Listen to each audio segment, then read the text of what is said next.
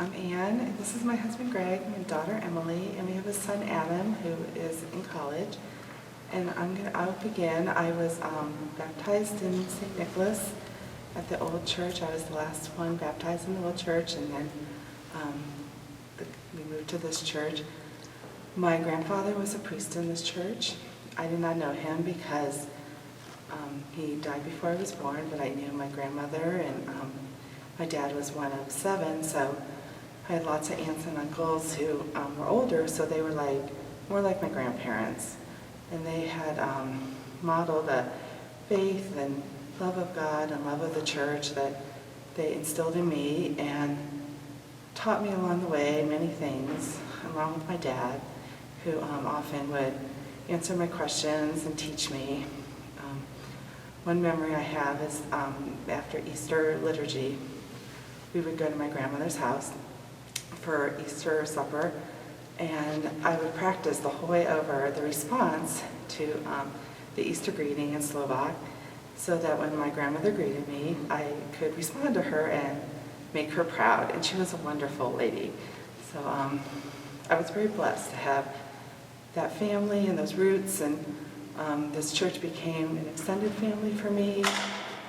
That generation has passed on, but this church has kind of still created a family for us. And when we had our children, we wanted to raise them in the church and have them baptized. And Adam has served at the altar since 3rd grade, and Emily has been in the choir. And really feel like this church has been a blessing to our family. My children have thrived and have grown in their faith.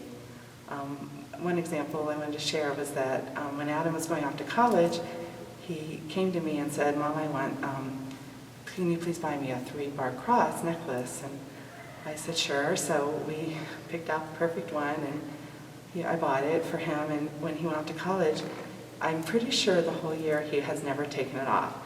And I really truly believe that's because of his love of God and his faith, but also the love of this church, and it's kind of a comfort to him that he has kind of carried with him as he's gone out in the world. So that's kind of my story. I know Greg has a little bit of a take on kind of what brought him to the church, and you might want to share that. And my story's a little bit different. I wasn't raised in this church. I was raised, baptized and raised in a Protestant church, and started coming here when Ann and I started to date, and we were married here.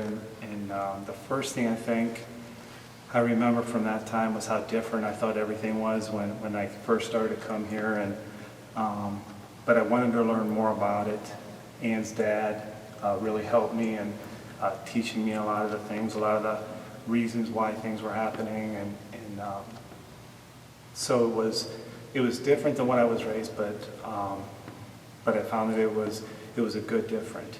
And as Ann said, we raised our kids here. When Adam was born, I decided that I wanted to become a member of the church. And at that time, Father Filak was a priest, and he was just a wonderful person. And so I did everything through him. And unfortunately, right before I was ready to become a member, he passed away. So I was lost for a little while, and Father Damber, a priest, came in. He was just here for a short while, and so he brought me into the church. And it's amazing how quickly, when you come from the outside, the church can become such a huge part of your life. And it's been a blessing for me and for my family. And it's even though I wasn't raised here, it's become a really big part of my life. Our wish for the next 100 years is that the other people who are blessed to be part of this church, that it becomes such a blessing for them like it has for our family, and I know it will.